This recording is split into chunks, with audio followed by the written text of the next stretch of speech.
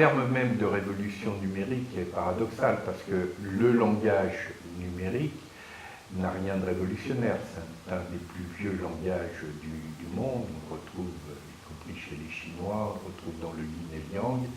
Il a évidemment l'avantage de la simplicité et de l'universalité, mais il avait pendant très longtemps un inconvénient, c'est qu'il était mal commode parce qu'il prenait beaucoup d'espace et y compris beaucoup de temps. Si je veux utiliser les chiffres 0,1 plutôt que les chiffres d'une base 10, si je veux traduire des lettres, a fortiori des images avec des 1 et des 0, ça va me prendre énormément de temps et d'espace. Donc la vraie révolution, ça n'est pas le numérique, c'est la contraction de l'espace et du temps, la miniaturisation qui a permis la pleine utilisation de ce langage numérique. Et d'où vient cette contraction de l'espace et du temps? Elle vient d'une révolution qui, elle, est beaucoup plus fondamentale et qui est même une métamorphose, qui est celle de la physique quantique, qui nous fait comprendre que nous sommes des êtres vibratoires dans un univers lui-même vibratoire. Mais si au lieu de parler de révolution numérique, je parle de métamorphose vibratoire, je vais comprendre que ça n'est pas simplement la question des nouvelles techniques, des nouvelles machines qui est en jeu. Par exemple, à quel moment je me sens en vibration?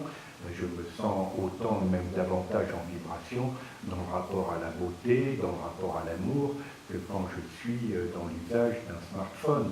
Et à ce moment-là, ça me permet de réintégrer quantité d'éléments qui vont être étrangers à nombre de personnes qui spontanément auront du mal avec les machines, mais seront à l'aise, par exemple, dans l'énergie esthétique, dans l'énergie amoureuse, dans l'énergie spirituelle. Le terme de métamorphose vibratoire me paraît plus riche et plus adapté à l'immense mutation que nous sommes en train de vivre.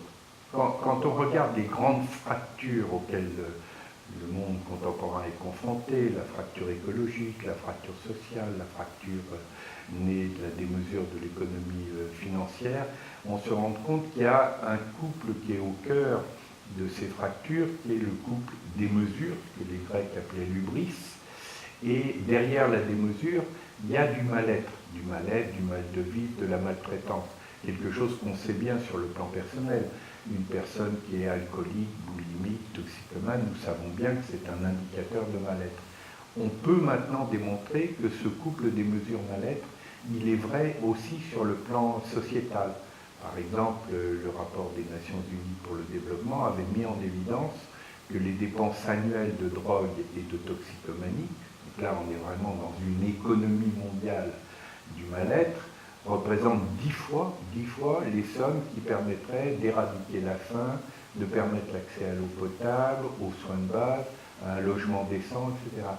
Et ce couple des mesures mal-être qui est structurant sur le plan personnel, il est aussi structurant sur le plan sociétal, et du même coup, il permet d'appeler du côté de l'alternative positive un autre couple, qui est celui que Pierre Rabhi nomme la sobriété heureuse, c'est-à-dire à la fois l'alternative à l'ébriété de la démesure, écologique, creusement des inégalités sociales, sphère spéculative démentielle, mais traitement de ce qui est à l'origine de la démesure, qui est le mal-être, le mal de vivre, la maltraitance. Par exemple, les dépenses mondiales d'armement, c'est 20 fois les biens vitaux de l'humanité. Donc ça, c'est une économie de la maltraitance.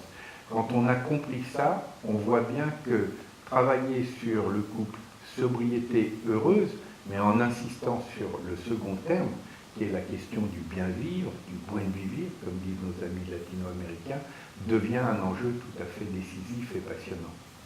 L'un des effets de la vision réductrice de la révolution numérique, c'est de croire qu'il nous faut toujours plus accélérer. Et donc nous sommes dans des sociétés qui sont addictes à la vitesse. Nous devons au contraire comprendre que toutes ces machines à économiser le temps que l'humanité a inventées avec les révolutions agricoles, les révolutions industrielles, aujourd'hui justement avec les révolutions des machines informationnelles, nous libèrent du temps pour nous consacrer à l'essentiel. Qu'est-ce qui compte le plus dans nos vies? Donc c'est un temps à libérer pour ce que la grande philosophe Hannah Arendt avait appelé les logiques de l'œuvre plus que les logiques du travail. Donc c'est la question de l'énergie spirituelle, c'est la question de l'énergie amoureuse, c'est la question de l'énergie esthétique. Quand on comprend ça, à ce moment-là, sur bien des points, ça nous permet d'arrêter de confondre les vraies urgences avec les logiques de précipitation.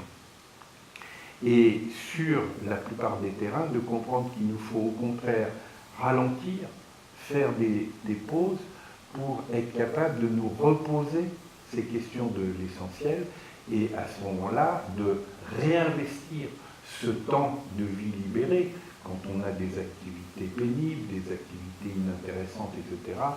Il est parfaitement utile qu'elles soient prises en charge par des machines, que ce soit des ordinateurs ou des machines industrielles ou agricoles, mais encore faut-il penser à un nouveau pacte social qui fait que ce temps libéré soit affecté à des enjeux plus hauts qui sont ceux du développement dans l'ordre de l'être plutôt que de la course dans l'ordre de l'avoir.